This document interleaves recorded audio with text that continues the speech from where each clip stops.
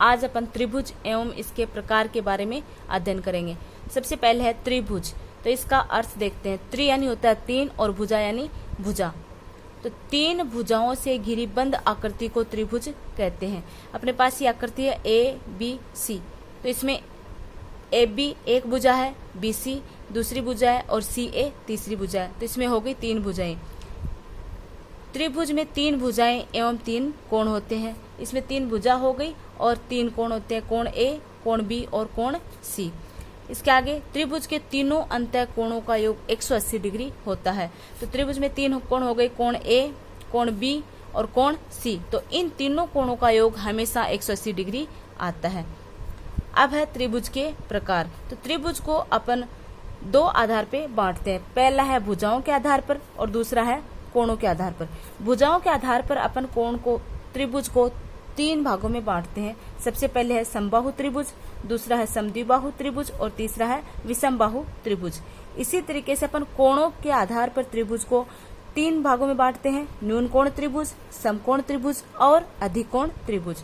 तो सबसे पहले अपन भुजाओं के आधार पर त्रिभुज को कितने भागों में बांटते हैं उसके बारे में अध्ययन करेंगे। सबसे पहले है समबाहु त्रिभुज। तो सम यानी होता है समान और बाहु यानी भुजाएं।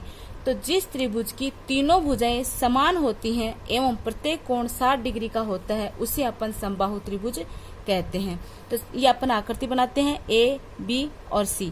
तो इसमें ए बी सी और सी ए तीनों भुजाएं बराबर हैं और इसका प्रत्येक कोण यानी कोण ए, कोण बी और कोण सी प्रत्येक कोण 60 डिग्री का होता है। तो इसे अपन कहेंगे समबाहु त्रिभुज। दूसरा है अपने पास में समद्विबाहु त्रिभुज। तो समद्विबाहु त्रिभुज का शाब्दिक अर्थ होगा सम यानी होता है समान, द्वि यानी होता है दो और बाहु यानी होता है भुजाएं। तो जिस त्रिभुज की दो भुजाएं समान होती हैं उसे अपन समद्विबाहु त्रिभुज कहते हैं। अपने पास ये आकृति है, देखिएगा। इसमें ए बी और ए सी दोनों भुजाएं समान है। तो ये दोनों समान है, तो इस कारण से इसके ए सी के सामने जो कोण है बी और ए बी के सामने जो कोण है सी, तो ये दोनों कोण भी आपस में बराबर होंगे। इसे अपन कहेंगे समद्विबाहु त्रिभुज। इसके बाद आता है विषमबाहु त्रिभुज। तो विषम का अर्थ होता है असमान और बाहु का होता है भुजा।